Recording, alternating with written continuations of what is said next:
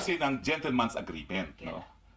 We have not seen any report that there was such an agreement. And araw at nais ngayon alamin o imbestigahan ni Secretary Anyo ng National Security Advisor itong si dating spokesperson Attorney Harry Roque dahil sa kanyang sinabi na nagkaroon umano ng gentleman agreement sa pagitan ni dating Pangulong Digong at ng China.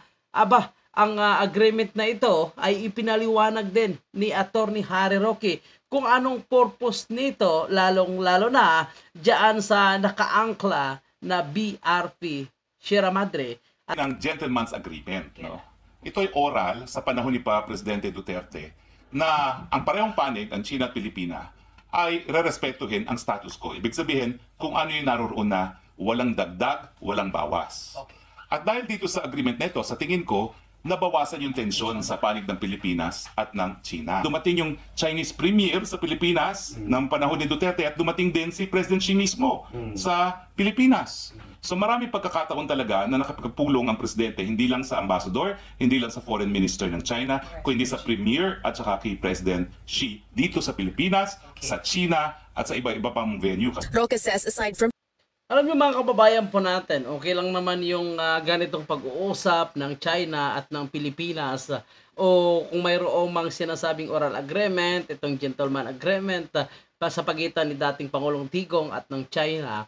Kasi unang-una, walang masyadong mga aggression attack yun nangyayari sa West Philippine Sea kahit nagsusupply po ng pagkain ang ating kasundaluhan para diyan sa mga nakabantay, nakaangkla nga na BRP Sierra Madre. At least walang harassment na nangyayari. Kung nagkaroon man, minimal lamang at agad naman naayos dahil nga maayos yung pagkakaibigan ni dating Pangulong Digong at ng China. Kahit sa ating personal na opinion, mga kababayan, mas okay na ata na may ganitong usapan. Ang importante, walang nalabag sa ating saligang batas itong dating Pangulo.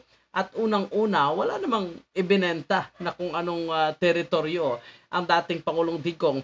Ang nilang agreement lamang ay kung magiging payapa, panatiliing magkaibigan yung bawat Coast Guard ng China at ng Pilipinas para wala ng harassment at papayagan lang po tayo na makapag-resupply ng pagkain, tubig at kung ano mang kagamitan na kailangan ng ating kasundaluhan diyan sa BRP Sierra Madre. So, anong masama?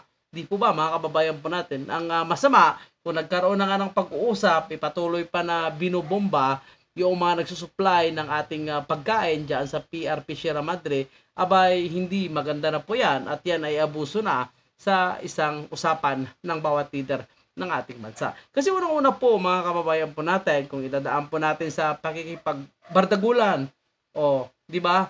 Wala din naman tayo magagawa kasi alam niyo naman, ang lakas ng China.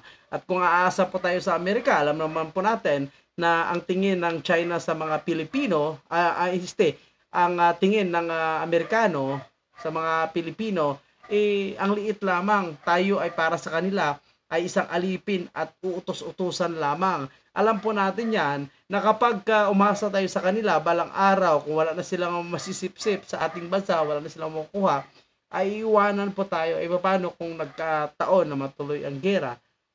Alam naman natin na wala naman tayong laban.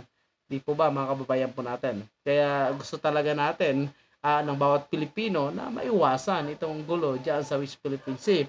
At yan naman para sa atin ang ginawa ni dating Pangulong Digong. Ika nga kasi gusto niya maging kaibigan ang lahat na bansa, Amerika. Despite the arrangement, China launched a water cannon attack against a Philippine resupply vessel near the Ayungin Shoal in 2018. Roque says the move angered the Davao-Wenya leader, and Chinese officials who were summoned to explain the incident noted that they were upset over the ferrying of construction materials to repair the BRP Sierra Madre, a decades-old grounded warship that serves as the Philippines' lone outpost in the Ayungin Shoal. Roque clarifies that contrary to China's recent claim, Duterte never agreed to tow the BRP Sierra Madre away from its location. So isa pa yan, mga kababayan po natin, ang kiniklaim nitong mga paninira kaya dating Pangulong Digong at siyempre ngayon kay Vice President Sara na umano'y binenta na umano ni dating Pangulong Digong ang ilang mga isla dyan sa West Philippine Sea, which is walang katotohanan at undocumented ang kanilang mga claim. At patungkol po dito sa BRP Sierra Madre ay sinabi nga ni Atty. Harry Roque na walang pinangako o wala mang sinabi ito si dating Pangulong Digong na kukunin or i-remove na itong barko na nakaangkla diyan. Chinese officials earlier alleged that Duterte had also agreed that only a lone resupply vessel will ferry basic supplies to Philippine troops aboard the grounded warship. So dun sa usapin na yun, lumabas na kaya nila winatercanon kasi ang kasunduan ng status quo hindi dapat magpapadala ng mga materyales for repair nung Sierra Madre. Okay. Nang matapos naman yung insidenteng yun, wala nang ganyang insidenteng nangyari. Wala pong naging kasunduan na tatanggalin ang Sierra Madre sa ayungin. We have not seen any document. We have not seen any report that there was such an agreement. And as mentioned by President Bongbong Marcos. Yes, wala naman pala talagang papel or documents kasi oral agreement lamang. Baga pag-uusap lang ng normal na magkakaibigan. O sige, hayaan mo na makapagpadala kami ng barko dyan, makapagpadala ng pagkain sa aming kasundaluhan. Sabi ng China, sige, basta huwag kayo magdala ng mga construction material. So, tapos, yan lang ang sinabi ni Atty. Harry Roque, ngunit ito ay undocumented. Himself, if ever there was one, he has repudiated it. Strong statements of support for the Philippine position, but you do not hear any country expressing support for China. No, you do not hear any country expressing support for what they doing, the water cannoning of. So tama po mga kababayan po natin, wala naman talagang bansa na magsusuporta nitong ginagawang panghaharas ng China sa ating maliit na barko na nag-supply nga ng pagkain, may kasamang kagamitan para diyan sa BRP Sierra Madre. Kasi malinaw naman, kitang-kita naman na pang-aabuso, nakakasakit, nakakasugat na po, nakakadiskrasya po ang ginagawa nitong Chinese Coast Guard. Kaya siguro hindi dapat isisi ng administrasyon ngayon sa ating administrasyon kung ano man ang nangyayari, at lalo na yung mga vlogger taga-suporta ni Pangulong Marcos, hindi dapat puro isisi na lang at gagamiting black propaganda at i-connect sa mga Duterte itong ginagawa ng China sa ating mga kababayan na nag-supply nitong mga pagkain, tubig sa mga kasunduluhan po natin na nandyan sa BRP Sierra Madre. Siguro ang dapat gawin talaga ng administrasyon kung anong paraan man, basta't maayos at hindi nakakalabag sa ating soberenya, hindi nakakalabag sa ating saligang batas, na patigil na. Silang gumawa ng paraan, hindi na dapat isisi pa sa dating administrasyon.